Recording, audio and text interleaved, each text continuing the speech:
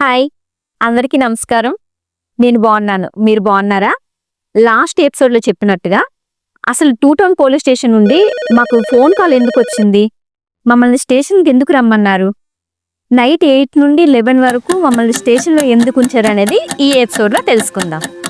మేము Janata wine shoot కోసం అని చెప్పి వైన్ షాప్ సెట్ మా ఇంటి దగ్గర వేశాం.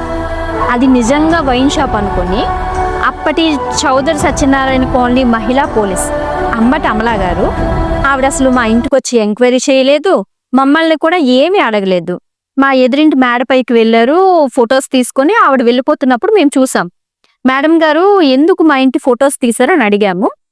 ఆవిడ మీరు లైసెన్స్ లేకుండా ఇల్లీగల్గా వైన్ షాప్ రన్ చేస్తున్నారు, అందుకే ఫొటోస్ తీసానని చెప్పారు.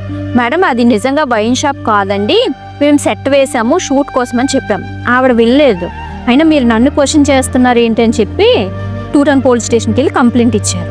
అప్పటి సిఐ ప్రసాద్ గారు మాకు స్టేషన్ నుండి ఫోన్ వచ్చింది, సార్ మేము షూట్లో ఉన్నాము, ఈవినింగ్ అవుతుందని చెప్పాం. సో రండి ఈవినింగ్ అని చెప్పారు. ఈవినింగ్ మేము స్టేషన్కి వెళ్ళేసరికి 8 అయ్యింది. మా దగ్గర ఉన్న ఫోన్లన్నీ తీసుకున్నారు. నేను అమ్మాయిని కాబట్టి నన్ను బయట కూర్చోపెట్టారు. మా టీం అబ్బాయిలందరినీ కూడా సిఐ ప్రసాద్ గారు రూమ్లోకి తీసుకెళ్లారు.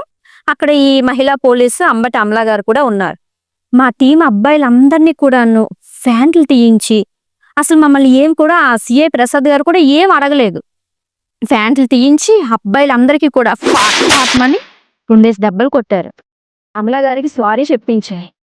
అసలు మాకు అక్కడ సిచ్యువేషన్ అర్థం కాలేదు. అసలు మా తప్పేమీ లేదు, అయినా సరే మమ్మల్ని ఎందుకు ఇలా కొడుతున్నారని కూడా మాకు అర్థం కాలేదు. ఆ సిచ్యువేషన్ జరగడానికి రీజను ఒకే ఒక్కటి, అక్కడ మహిళా పోలీసు అంబటి అమలా గారికి ఉన్న ఇన్ఫ్లుయెన్స్ కానీ సపోర్ట్ కానీ మాకు లేదు. మేమెవరికీ తెలియదు, మాకెవరూ తెలియదు. We all are common peoples. So ఆ సిచ్యువేషన్ జరిగింది. 11 అయింది, బయటకు వచ్చాము.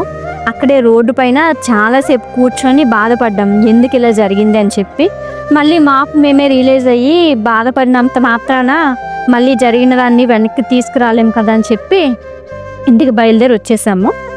అసలు ఆ సిచ్యువేషన్ తర్వాత మేము ఈ షూట్ని ఆపేసామా లేదా కంటిన్యూ చేసామా, కంటిన్యూ చేస్తే అసలు ఎన్ని రోజుల తర్వాత రీబ్యాక్ అయ్యామనేది నెక్స్ట్ ఎపిసోడ్లో తెలుసుకుందాం. మా నాన్నగారు ఒక మాట చెప్పారు, కష్టాలను చెప్పుకొని పైకి రాకూడదు, పైకి వచ్చాక కష్టాలను చెప్పాలి అని. సో మేము పడ్డ కష్టాన్ని అంతా ఇప్పుడు మేము మీకు ఎవరో తెలిసిన తర్వాత మీతో పంచుకుంటున్నాము. So please like, share and subscribe my YouTube channel PK entertainment.